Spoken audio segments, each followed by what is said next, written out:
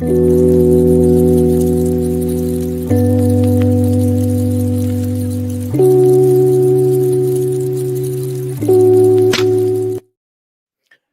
transitioning service members, military members, thank you for tuning into this live stream of the Off the Battlefield podcast presented by Veterans Claim Servants. I'm glad that you are with me today, tuning in either now or later. There are big changes that are happening this year in 2025, and today I'm going to be discussing the top 3 reasons why right now in 2025 it is the best time to get your VA disability rating, the best time to apply for your disability rating, and to go for an increase and to act quick on things. Okay, there's a lot of changes and a lot of stuff that is going to be shaken up. So veterans, you need to be prepared for it. You need to be ready for it.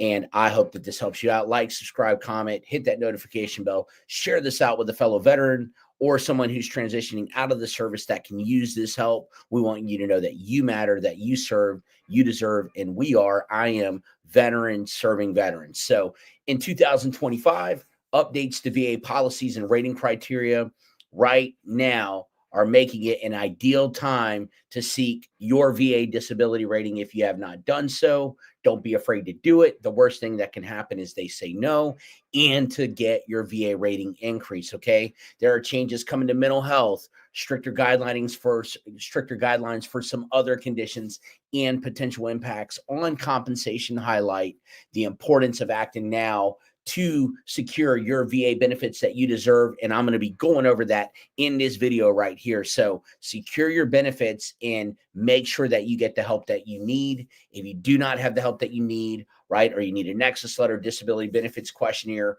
or something, some more medical evidence, then reach out, hit us up, info@veteransclaimservants.com. And we just want to make sure that you're in the best position, right, to win your claim honestly, integrally, legally, ethically, and all of that good jazz. Okay, so we're going to be talking about today are major changes that are expected to the VA rating system in 2025. You've been hearing about it. It's probably all over YouTube. So I am not trying to beat anything to death, but you need to file for your claim if you can, and you have something that you can go for. Okay. In 2025, some of the rating changes that will come into effect and play are for mental health, sleep apnea, and tinnitus. It's very important, if you don't have your rating for those, to get the evidence that you need to find out what you need to get done and to get those claims submitted in, right, as soon as you can. Delaying your VA rating increase could mean missing essential benefits that support your family's future, things that you fought for, things that you raised your right hand and have deserved, including educational benefits, healthcare coverage, and home loan assistance. I'm going to pause right there for a moment. You have a veteran's preference for your benefits.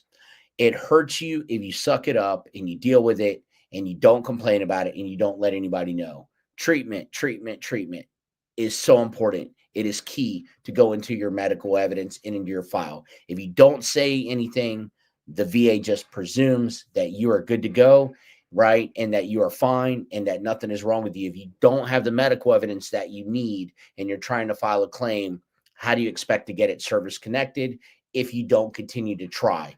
I know that it's a frustrating system. This system is not trying to give you anything more than they need to give you. And you need to understand that, right? When you submit a claim in, the rater is not for you. They're not trying to give you a rating if they don't need to. If there's any way to get out of giving you any benefits, they're trying to do that because their job is to adhere to budget. You're trying to get family benefits for you and your family and your future. And I know that it should not be this hard. I know that it's jacked up, right? But I'm just telling you what us as veterans are facing when we submit a claim into the VA and what we are going up against. Okay. So you can file for a VA rating, right, online. You already know that at va.gov. Right. Or you can file an increase for a claim that was previously you feel rated low, or supplemental claim for something that was denied previously as well too. Make sure you go to va.gov, and it's very simple to submit your claim. So reason number one, I want to get right into it. Huge VA rating changes are coming. Okay. Significant changes to the VA rating system are expected this year in 2025. affecting mental health ratings number 1, sleep apnea ratings number 2, and tinnitus ratings. Okay, they're doing away with the tinnitus standalone rating, which is huge. It's huge because you can do secondary things off of tinnitus, like such as headaches, mental health, etc. They are coupling that together with your hearing as well. And it's because there's so many things that can stem off of tinnitus, right? And you really don't need medical evidence for tinnitus. It's really based off of low, mid, high noise exposure. What was your job while you're in the service? And they're doing away with that, right? And so it's going to really get coupled in together with the auditory exam. Just like you're doing your hearing test, you got an auditory exam, you go in to hear it, they're going to go off that test. That test is going to play more of a vital role. And if they do give you tinnitus, they're going to couple it together with that hearing loss, which I don't like. They're doing away with that. The sleep apnea ratings are already hard enough as it is. If you're not diagnosed while on active duty, those are becoming harder. The criteria for a higher rating, the max rating right now is 50%. To get that is a lot more stringent and harder. Okay. And then the mental health ratings have gotten a little easier. Some of the requirements to actually get to 100%, some of the occupational and social impacts are a little less stringent on the mental health rating. So that is a step in the right direction, kind of. Okay. But still, you want to act now on things that you can get so that you're grandfathered in. Okay. So if you already are listening to this and you already have a service-connected VA rating for mental health, sleep apnea, or tinnitus, when the changes go into effect, I just want to be crystal clear that you are grandfathered in under the old rating criteria. So good for you. But if not, that's why you want to file for it. Okay. That's why you want to act now, because number one reason in 2025 is big changes are coming. Okay. So for example, I just want to give you an example here. You would not lose your VA rating for tinnitus if you were already service connected when the tinnitus rating went away. You're not going to lose it. They're not going to go and do that. You're going to be grandfathered in. Okay. Same thing. If you have sleep apnea, same thing with your mental health rating. If you have it, it's going to continue to go on. Okay. The stricter guidelines for sleep apnea, I want to dial into that a little bit. The updated VA rating criteria for sleep apnea, it introduces stricter guidelines, making it more challenging for veterans to qualify for disability ratings and potentially leading to lower ratings in the future as well, too. So I'm going to go over some of the proposed changes for VA rating sleep apnea right now. So it's diagnostic code 6847. Okay. The proposed changes to VA ratings for sleep apnea are as follow. Okay.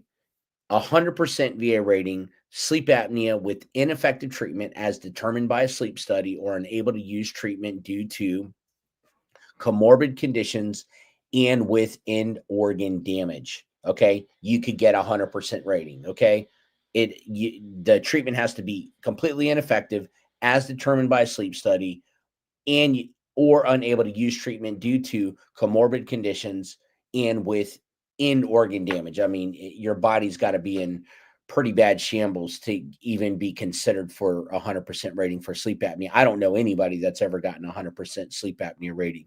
For 50%, sleep apnea with ineffective treatment as determined, here goes the control back to the VA, by sleep study or unable to use treatment due to comorbid conditions and without end organ damage. Okay, that's for your 50% rating, which is a little more stringent. Sleep apnea with incomplete relief as determined by sleep study with treatment is a 10% rating. So you see what happened that, there's no 30% rating. It's only 10% rating, but sleep apnea with incomplete relief as determined by sleep study with treatment. So you can have a CPAP machine and that rating can go down to 10%. That's where now if you have a CPAP machine and if you have it when these rating changes go into effect, you're going to be grandfathered in at that 50%. And then 0% is asymptomatic with or without treatment as well. So qualifying comorbidities, are conditions that, in the opinion of a qualified medical provider, directly impede or prevent the habitual use of a recognized form of treatment shown by sleep study to be effective, aka CPAP machine, in the affected veteran's case. So example here too is contact dermatitis, where the mask or interface touches the face or surfaces of your face, right? If you can't use that, Parkinson's disease, missing limbs, facial disfigurement, or skull fracture, right? Those are what qualifying comorbidities are, and just the example of those. Okay, so it's very, very, very important that you know that, and are aware of that happening. So with these big changes coming for sleep apnea, again, they could have significant impact on you. If you're already rated, you're going to be grandfathered in. Again, the proposed new ratings would be 0, 10, 50, and 100. The biggest change, the removal of the automatic 50% VA rating for sleep apnea if a veteran requires the use of a CPAP or other breathing device. Additionally, the 30% rating for sleep apnea would be eliminated. Done, which sucks. So overall, me personally, I think these changes are not good for veterans with sleep apnea. It's already hard enough to get service connected. The 50% rating with a CPAP is by far the most common rating right now. And under this new criteria, I believe that a veteran using a CPAP machine will likely only get a 10% rating, unfortunately. So this reduction could significantly decrease the compensation that many veterans do rely on, making it more and more difficult, right, for you to get the benefits that you deserve. So that's why you need to act now. And that's why I'm going over these top 3 reasons why you need to act fast.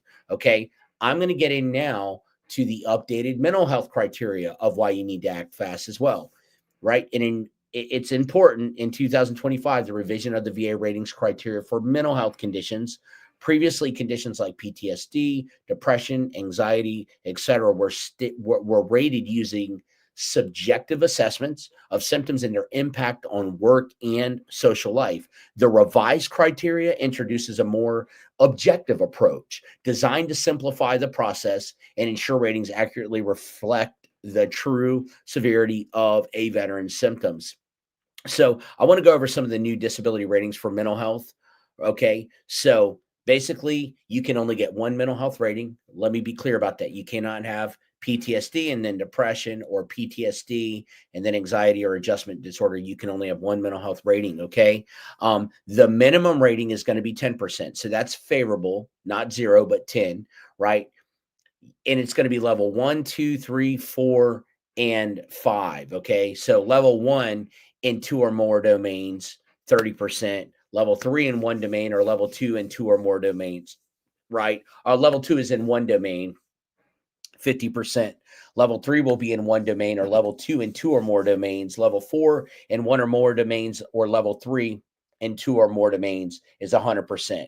And this is evaluated based on the level of impairment in each domain and the number of affected domains as follow. So the general rating formula for mental disorder criteria for each domain for levels of function ranging from 0 to 4 as appropriate. The highest level of impairment, a score of 4, signifies total, and the lowest level of impairment is a score of 0, and it signifies no difficulties at all. So if everything is fine with you and you're good to go with life and your peaches and cream, that is a 0% of no difficulties. And then the 4 is that you have a total and very significant impact on your total and occupational, affectability as a whole. So I just want to be clear about that. And the rating formula here, just so you understand, I want to digress a little bit here. The general rating formula for mental disorders contains 5 domains related to function. Okay.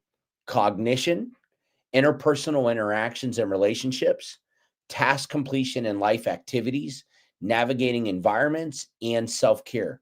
The criteria that I just explained to you, right, describes each domain. So again, you have 5 domains that the VA is considering under the new rating with the mental health, right? And that's cognition, interpersonal interactions, relationships, task completion, and life activities, navigating environments, and your overall self-care, right? So minimum rating is 10, highest rating is 100 if you're at a level 4 in 1 or more domains, or level 3 in 2 or more domains. Okay. So very, very important to understand that, right? And I'll do a separate video on just the domains alone and what that means in domain 1, 2, 3, 4, 5. Okay. In those 5 domains, going from self-care all the way to cognition. Okay. We will go into that, and then the different frequencies of mild impairment, moderate impairment, and severe impairment. It's complicated. I'm not going to get into that here. I'm going to stay focused on the topic at hand of the top 3 reasons why you should be filing your VA rating right now. Okay. So back digressing here, updated mental health conditions criteria is in effect, and it is more favorable in the veteran's favor. It makes it a little easier to prove occupational and social impairment. But again, you got to go get that treatment. You got to get taken care of. You need to, if you need free counseling, if you need free help outside of the VA, reach out. We've got a great program that can get you 12 to 15 free sessions or possibly more, and you can get some of the evidence that you need and some of the help that you need. And more importantly, we want you to be helped, okay? I'm going to go to the tinnitus changes here. The new rating criteria eliminates the separate standalone 10% rating for tinnitus altogether. However, you still have time to file your VA claim before the changes take effect. Once the changes are announced by the VA, there's a 60-day cooling off period before the rating changes go into effect. That's why you need to file now, okay? Number two reason why you need to file your VA claim right now and get your rating or get an increase is because your benefits impact directly you and your family. Your future is impacted by it, right?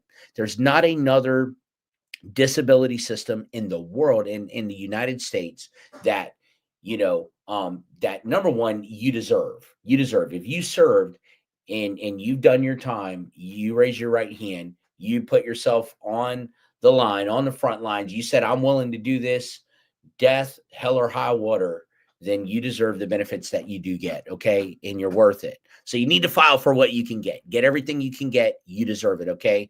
But you may miss out on vital VA benefits for your family by waiting to file for a VA rating increase. You're also doing a detriment to your benefits if you're not getting taken care of and you're not being proactive, and if you're being reactive. It's not good, so you need to make sure that you are getting taken care of. You need to make sure that you're taking care of yourself for you and your family. You got to do it. Be proactive. If you're not enrolled in VA healthcare, get enrolled, get an annual exam, right? Get the medications that you need, at least as needed if you need it, okay? If you don't need it, that's fine, but at least have it if you do need it, okay? But if you refuse treatment and you hate medications and all that stuff, then the VA is going to look at it like, man, you are just you're not taking care of it, and you're refusing treatment, right? And it doesn't look good in your favor. So I know we're not used to it, guys and gals, veterans, service members, but we've got to not suck it up and deal with it. We've got to get the treatment that we need. We got to get the care that we need. We just got to do it. There is going to come an end to your time in service. There's going to come a retirement date, an ETS date, and all that jazz. And you never know if you're ever going to get hurt, God forbid, but you need to be taken care of, and you need to get seen. I don't care if it's a pinky finger. Get it taken care of. You need to. It's super, super, super important. But with the benefits, remember, VA disability compensation is not considered taxable income, which puts more money in your pockets. And remember, retirees, you get CDRP. If you're 50% rated by the VA and you're collecting retirement right now, you get that simultaneous, and you stop getting that taxed. That's awesome. You get your retirement tax-free, and you get your VA income non-taxable. It's not considered taxable income. That's awesome. So it's important. The higher rating that you get, the more benefits that you and your family get. So here's a look at some additional VA benefits that I want to discuss with you to dependents and your dependents of disabled veterans. Education benefits, programs like the post 9/11 GI Bill and the Survivors and Dependents Educational Assistance, the DEA, help family members assess tuition assistance, scholarships, housing allowances, and more, right? Those things are available for you and your family. Home loan programs, VA-backed loans can extend to even your surviving spouse, making home ownership more accessible for you and your family. Healthcare coverage. If you've done 4 years and you have a 100% rating, you can get your whole family on Champ VA civilian health and medical program of the Department of Veterans Affairs, right? They can get that community care treatment and you've got healthcare benefits saving you thousands. It's invaluable, the healthcare benefits that we get as military veterans, retirees, and all that, right? Your eligible dependents can receive comprehensive healthcare coverage. So important. So important, right? It is very, very important. Reason number 3, veterans, if you're transitioning out, military members, avoid missing out on VA compensation. The longer you wait to file your VA claim, the more compensation you lose. The biggest enemy of all veterans is time. They wait way too long and say, man, I wish I could have done it. They just don't look into it. They just go on with life. They get out. They hate it. It sucks. I just want to get out. I don't want to deal with any of it. I just want to be with my family. I'm going on to my next career. I've seen it. I'm getting a job with this. I'm getting a job doing this. I'm going to be making 6 figures. And that's not the reality of things when we get out, and unfortunately, I don't want to go off on this rabbit trail, but transition assistance is not very helpful. It's gotten a little better over the years, but it's not as helpful as it needs to be. It's just kind of run people through, check the block, get you out, next person in. There's a new person going into basic training tomorrow as I speak, So failing to update your conditions and failing to update your rating in your medical records when conditions worsen or new disabilities arise can leave money on the table, right? You got to stay proactive by filing claims, rightfully so, that you have and are diagnosed for, appealing denials, or requesting rating increases to ensure you receive the full benefits you deserve. I always say this: nobody's trying to cheat a system. You just need to be rated where you need to be rated at. Everybody's body is different. Everybody's experience is different in the military. Everybody deals with things different. The same mortar round that came over a fob or a cop or an outpost or whatever, the same ID went off. One other man, one other soldier may deal with it different than the next soldier. I don't know, right? But you got to avoid missing out on VA compensation. It's very, very important. Okay. You've got to do that, and if your symptoms are worsening, right? If you feel worse than you did when you originally got your rating of whatever you're rated for, when you first applied for VA disability benefits, many veterans don't realize that if your symptoms have worsened for a condition, let's call it PTSD, you have, due to your service, you could apply and qualify for a VA rating increase. You can do it. You need to do an increase. Document, show the symptoms have gotten worse, submit it in. You don't need to establish service connection, right? And a lot of veterans are rated low. They're rated low because the system is designed to rate you low. You go into a DAV or a VSO, and I'm not saying all of them are bad, but you go into them and basically it's just looked at very quickly, your number going through, and your stuff is pushed up. And then you go to a compensation and pension exam. And a lot of people are not educated what to do when they go to the compensation and pension exam. They're asked questions and they don't answer that correctly, or they minimize, they sell themselves short, and they come out with a very low rating. And they're wondering, why do I got a combat action badge and I got a 10% rating on PTSD? I don't understand this. But my neighbor over here, Johnny or Susie, this fellow veteran, they didn't even go to war and they got a 70% rating. Maybe they got some help on their compensation and pension exam and a little bit of education and guidance on how to do it. That's why, because there's question marks on these disability benefits questionnaires that if they're not checked, you ain't getting your rating. It doesn't matter how many times you've been deployed. If you have a combat action badge or Purple Heart, neither. It's based off occupational and social impairment. And a lot of times veterans fail to understand that. So if your symptoms worsen and impact you occupationally and socially overall, then you need to file a claim for an increase. Okay. Ignoring worsening symptoms not only impacts your quality of life, but also delays access to the benefits you deserve. There will also be an expiration date when you will not work no longer. All of us. There will be a day that we're no longer going to be here, and that we may or may not have surviving spouses, independents that are relying on us, right? And then also there are things that maybe get worse and we just don't realize that we can file for, you know You've got to file and get yourself taken care of. Get educated, stay proactive. There's more research and channels and stuff out here than ever before, and a lot of education. Check it out, and make sure that you do it. Okay.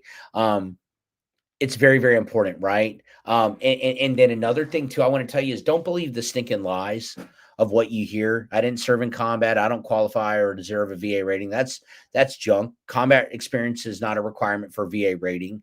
I don't want the VA to take away my benefits from other veterans who need it more. VA benefits, just so you understand, are not fixed.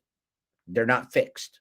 Your VA rating doesn't take away from others, and you're just as deserving as any other veteran, right? As long as you're being honest and integral. If you're lying about a condition that you have and saying you've got something wrong and you don't, then that's a different story, but you're just as deserving as other veterans. And many people think I've waited too long, I can't file a claim anymore.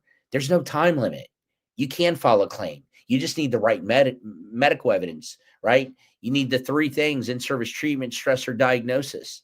Get your medical records. It's worth you looking through them. You may be surprised what you find. Okay. Or a VA rating will have a negative impact on my job. Employers are not legally allowed to discriminate based on a disability. They are not legally allowed to do so. And if they're doing that, you can report them. In fact, the VA rating can give you a 10-point preference when applying for federal jobs. Go think there. Another thing too is just, if you think that your injuries are not that bad and you don't need the money and you're getting by okay, again, you're going to have a date where you're not going to work no more. And you're not going to be going and chasing a career anymore. There's going to come a time in all of our lives, and there's going to come a time when you have an ETS date or a retirement date in the service, trust me. And it may come sooner than later for others, but a VA rating comes with a lot more than just your VA monthly compensation. I already talked about it. Your benefits and all of that as a whole are a part of this. Your family relies on it, and it's very, very important. So I do want to take this time and answer some questions here. Chef Coot, how is it getting Medboarded out of the military? So Medboard is, if you're getting Medboarded out of the military, I don't know if you're going through that process or exactly what you're asking me, but if you are getting Medboarded, I just want to take this time and answer this question here. You are, a doctor wrote that you or a certain condition is that you are no longer really qualified for active duty, and it's impeding on your ability to be able to deploy. So getting Medboarded, then you can go before the MEB and the PEB, right? Physical Evaluation Board, Medical Evaluation Board. And it's a process. You need to make sure that you get all the records while you're getting Medboarded, and that you take a look at all your records, because you need to see what any physicians, any doctors, anything in your medical records you need to see, and you have the right to know what is in your medical records. So again, if you're getting Medboarded, get seen, get medical treatment. Let me tell you that, right? And as you're going through the process, you are assigned a Pueblo. But remember, a Pueblo has a huge workload, a huge caseload, and that can absolutely impact you if they aren't really good or being thorough with you, because you're just kind of blinded going through the process. It's like you're just being kind of pushed through the herd. So what I'm going to tell you is, if you're getting Medboarded, get treatment. Get yourself taken care of. Be proactive. Nobody can deny you the right to treatment. You served. If you're getting Medboarded, that means something happened while you were on duty, significant enough to trigger and cause a Medboard to be initiated. So you need to get care. And trust me, if they do and you don't get care, they're going to try to give you the least that they can to give you that severance pay, right? And to give you below that 30%. So if you are getting Medboarded, you want to try to get 30% or above, so that you continue to keep your TRICARE military benefits for you and your family. That is very important. And if you're going through it, look at combat-related special compensation. I will talk about that in another video, but look at combat-related special compensation. It is something that it is a hidden gem that some people just don't know that they can get. They think they have to be downrange to get that, and that's not necessarily all the case, right? It could be a simulation of training while you're on active duty that caused something to happen, and you can qualify, or an injury to occur, and you can qualify for combat-related special compensation. So, just be aware of that, be cognizant of that, and continue to fight, continue to get the treatment that you need Chef Coot. And thank you for that question. Look, if you're in the service and you're in now, get taken care of, get seen. If you're out, continue to fight and don't give up. If you have any questions, reach out to us, info@veteransclaimservants.com. I'd love to answer your questions the best that I can. And if you need a Nexus letter, disability benefits questionnaire, you need a secondary something, you need to do an increase on something, you feel like you were rated low and the VA is just not budging, before you go the Board of Veterans Appeals route and wait going that route forever in your lifetime, look, reach out, see if maybe you just need a Nexus letter or a disability benefits questionnaire or something of that nature. Make sure that you have all the right evidence in your claim before submitting your claim into the VA. Make sure that you do that. I cannot stress that enough. All right. So, hey, guys, thank you for your service. Those are the top 3 reasons that I just went over why you need to be filing right now and why it's the best time to file for your VA disability. Number 1, huge VA rating changes are coming. Mental health ratings, sleep apnea, and tinnitus, right? So act now, right? Stricter guidelines, updated mental health criteria. Tinnitus is being eliminated. Okay. Number 2, your benefits impact your family's future. And number 3, you are missing out on some VA compensation. The longer you wait to file, the longer that you believe lies, the longer that you sit stagnant, the longer that it can impact you. So get the benefits that you deserve, continue to fight, and don't give up. If you do need anything, reach out to us. Thank you for your service to our country. Thank you for tuning into this podcast as well too. I really, really appreciate you a lot. Greg Johnson, I want to answer this real quick for you too. You had head trauma in service. You have a lawyer and he filed it as a head injury. Should he have filed it as a TBI? Absolutely. I would have definitely filed that as a TBI. Did you get diagnosed with a traumatic brain injury? That's the key. If you got diagnosed with a traumatic brain injury, why is that not being filed? And also make sure, Greg, that it is, make sure that the description is separate from the PTSD. The VA likes to couple together the PTSD along with the TBI as well, which can really kind of screw you over. So they couple the rating together. It's like PTSD, and then in parentheses claimed as TBI. So just be careful of that. Okay, be aware of that, guys. I'm going to be doing more live videos, and I'm actually going to be starting a closed off membership for people to just get questions answered, where I'll come on 1 hour each week with you and answer any of your questions. Right? I have helped thousands of veterans to get through this system and to just educate them, all because of education. Right? And I just genuinely want to do that. We are a nonprofit, and we love helping veterans, and we do so much more than just this. I just want to make sure you guys have the information, because I got out and did not have the information that was needed. I reached out to a VSO and he was a jerk. And I was like, man, I just feel like, what the heck did I deploy for? What did I do all this stuff for? And I had no idea about all this stuff. So,